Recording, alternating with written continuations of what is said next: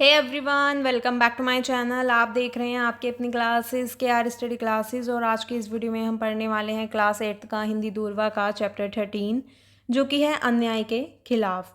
ये जो है चकमक से लिया गया है, यानी कि ये जो पाठ है वो चकमक से लिया गया है। और इस पाठ में हमें आदिवासी समुदाय जो है उनकी जो अंग्रेज़ों के अन्याय के खिलाफ लड़ाई हुई तो उसके बारे में बताया गया है। चलिए शुरू करते हैं।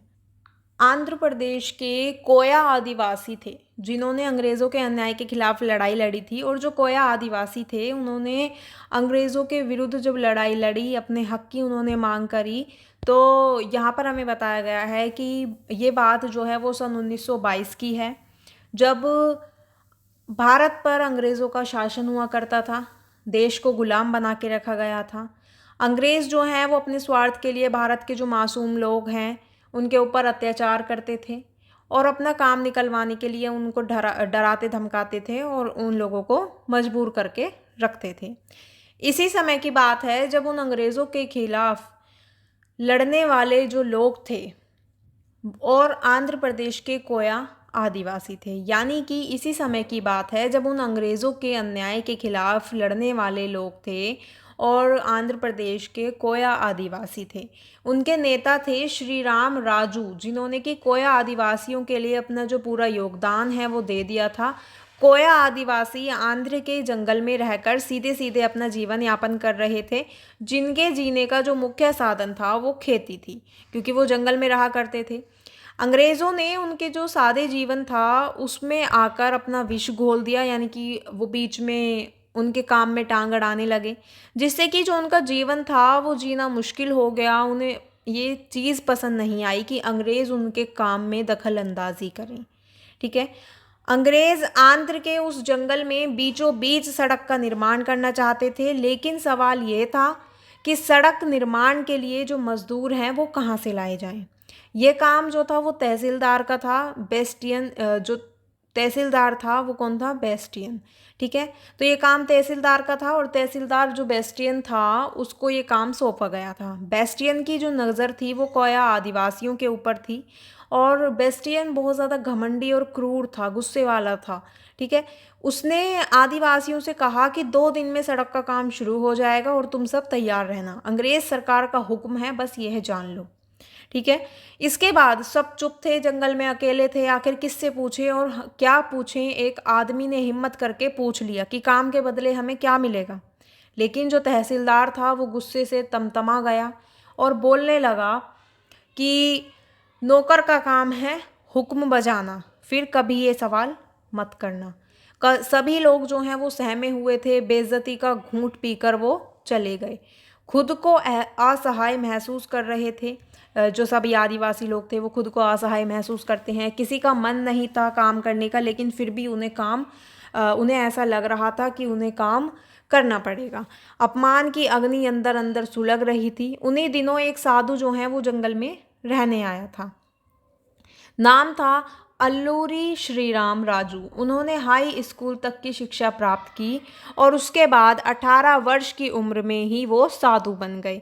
जब वे जंगलों में रहने आए तो आदिवासी लोग जो हैं उनसे अच्छी तरह से मिलजुल कर रहने लगे, अपने सारे दुख दर्द उनसे बांटने लगे, है ना, उनसे अपने जो सुख दुख हैं उनका निवारण मांगने लगे। श्री राम जी का कहना था कि अत्याचार के खिलाफ आवाज़ उठाना चाहिए और अन्याय को चुपचाप सहन नहीं करना चाहिए। उसके बाद जो श्री राम जी हैं उनके नेतृत्व में अंग्रेज़ों के खिलाफ उन सब आदिवासियों ने आवाज़ उठाई। जब अंग्रेज़ इस इलाके में आते तो आदिवासी उन पर हमला कर देते थे, लेकिन जो भारतीय सैनिक थे उनको बिल्कुल भी वो चोट नहीं पहुंचाते थे। पुलिस चौकी में जाकर हंगामा मचा देते थे और श्री राम ने गुप्तचर रखे थे जिसकी कानों कान खबर नहीं थी। किसी को अंग्रेज़ श्री राम के कार्य को देखकर दंग रह जाते थे, यानी कि जो अंग्रेज़ थे वो श्री राम के कार्य को देखकर दंग रह जाते थे, वो कुछ नहीं कर सकते थे। जंगल पहाड़ जो थे उनमें राजू के आदमी छिपने छुपाने में बहुत ज़्यादा माहिर थे। वे विद्रोहियों को सहारा देते थे और खाने को भी देते थे। वे जंगलों में भारी भरकम हथियार उठाकर भी आसानी से छुप जाते थे और अंग्रेज़ों पर हमला कर देते थे। लेकिन लाख कोशिश करने के बाद भी जो अंग्रेज़ हैं वो श्री राम के आदमियों को खोज नहीं पाते थे। तब उन्होंने सोचा कि आदिवासी को लड़ाई में हरा नहीं सकते, इसलिए अंग्रेज़ों ने उनका खाने पीने का सामान गाँव तक पहुँचने ही नहीं दिया। आदिवासी जो हैं वो भूख से मरने लगे। उनके पास धीरे धीरे जो बंदूक कारतूस हैं वो सब ख़त्म होने लगे। जब सब ये बंदूक कारतूस जो हैं वो ख़त्म होने लगे तो अंग्रेज़ों ने गांव में आकर उनसे मारपीट करना शुरू कर दिया। आदिवासी लोग जो हैं उनकी हिम्मत टूटने लगी कि अब हम कब तक आखिर ऐसे भूखे प्यासे रहेंगे, और ऐसे तो हम किसी का भी मुकाबला नहीं कर पाएंगे। ठीक है, राजू के कुछ लोग थे जो पुलिस के पकड़ में आ गए थे, यानी कि पुलिस ने उन्हें पकड़ लिया था। वो छुपकर काम किया करते थे। एक बार तो राजू भी पुलिस की पकड़ में आकर बहुत ज़ख्मी हो गया था। लोग बहुत परेशान थे कि राजू से लोगों की यह हालत देखी नहीं जा रही थी, और उसने खुद को अंग्रेज़ों के हवाले करने की सोची, जिससे कि जो गांव वाले हैं उनकी दिक्कत ख़त्म हो जाए। उसकी यह बात सुनकर जो गांव के लोग हैं वो इकट्ठे हो गए। मेजर साहब बहुत खुश थे कि शिकारी खुद उसके जाल में फंस गया है।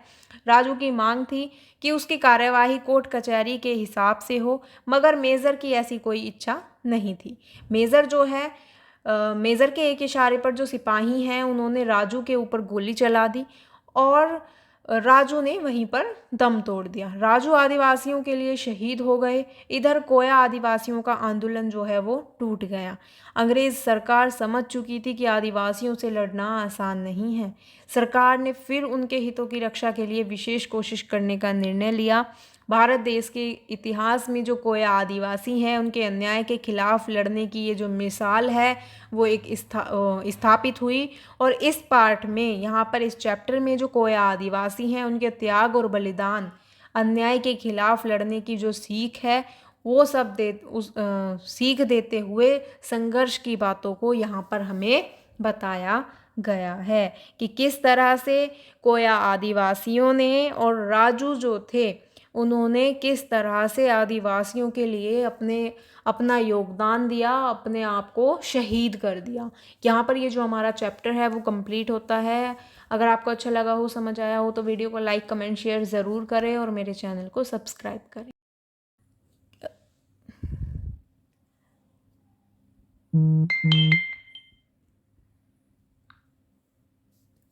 श्री राम ने गुप्तचर रखे थे जिसकी कि किसी को भी कानो कान खबर नहीं थी, और किसी को अंग्रेज़, यानी कि जो अंग्रेज़ हैं उनको श्री राम के कार्य जो अंग्रेज़ हैं वो श्री राम के कार्य को देखकर दंग रह जाते थे। वे कुछ नहीं कर सकते थे। जंगलों और पहाड़ों में जो राजू के आदमी हैं उनको छिपने छिपाने में वो बहुत ज़्यादा माहिर थे। वे विद्रोहियों को सहारा देते थे, खाने को भी देते थे। जंगलों में भारी भरकम हथियार उठाकर भी आसानी से छुप जाते थे और अंग्रेज़ों पर हमला कर देते थे। ठीक है, लाख कोशिश करने के बाद भी जो अंग्रेज़ हैं वो श्री राम के आदमियों को खोज नहीं पाते थे। तब उन्होंने सोचा कि आदिवासी को लड़ाई में हरा नहीं सकते, इसलिए अंग्रेज़ों ने उनका खाने पीने का सामान गांव तक पहुंचने ही नहीं दिया। आदिवासी जो हैं वो भूख से मरने लगे। उनके पास धीरे धीरे जो बंदूक कारतूस हैं वो सब ख़त्म होने लगे। जब सब ये बंदूक कारतूस जो हैं वो ख़त्म होने लगे तो अंग्रेज़ों ने गांव में आकर उनसे मारपीट करना शुरू कर दिया। आदिवासी लोग जो हैं उनकी हिम्मत टूटने लगी कि अब हम कब तक आखिर ऐसे भूखे प्यासे रहेंगे, और ऐसे तो हम किसी का भी मुकाबला नहीं कर पाएंगे। ठीक है, राजू के कुछ लोग थे जो पुलिस के पकड़ में आ गए थे, यानी कि पुलिस ने उन्हें पकड़ लिया था। वो छुपकर काम किया करते थे।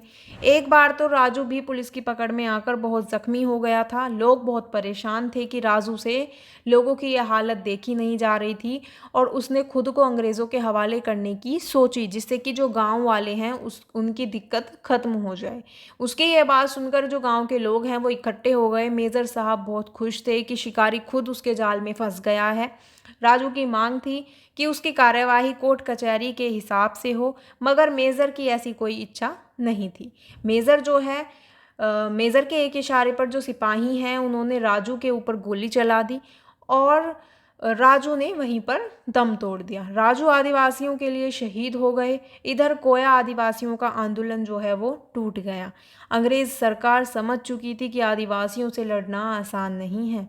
सरकार ने फिर उनके हितों की रक्षा के लिए विशेष कोशिश करने का निर्णय लिया। भारत देश के इतिहास में जो कोया आदिवासी हैं उनके अन्याय के खिलाफ लड़ने की ये जो मिसाल है वो एक स्थापित हुई। और इस पार्ट में यहाँ पर इस चैप्टर में जो कोया आदिवासी हैं उनके त्याग और बलिदान, अन्याय के खिलाफ लड़ने की जो सीख है वो सब सीख देते हुए संघर्ष की बातों को यहाँ पर हमें बताया गया है कि किस तरह से कोया आदिवासियों ने और राजू जो थे उन्होंने किस तरह से आदिवासियों के लिए अपना योगदान दिया, अपने आप को शहीद कर दिया। यहाँ पर ये जो हमारा चैप्टर है वो कंप्लीट होता है। अगर आपको अच्छा लगा हो, समझ आया हो तो वीडियो को लाइक कमेंट शेयर ज़रूर करें और मेरे चैनल को सब्सक्राइब करें।